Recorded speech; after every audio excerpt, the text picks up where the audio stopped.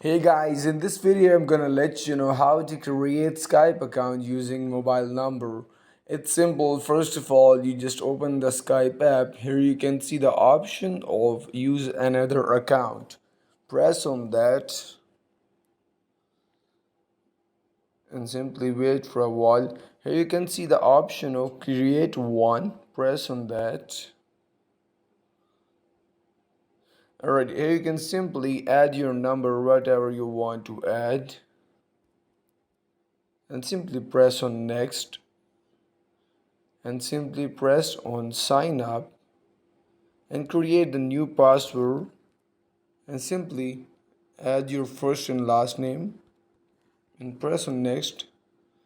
Alright, you can simply receive the message from the Microsoft. Then you can just enter the code here and then press on next. Now you are able to create Skype account using your mobile number. That's it. I hope this video is beneficial for you. If you like our video, don't forget to like, share and subscribe our channel. Thank you so much.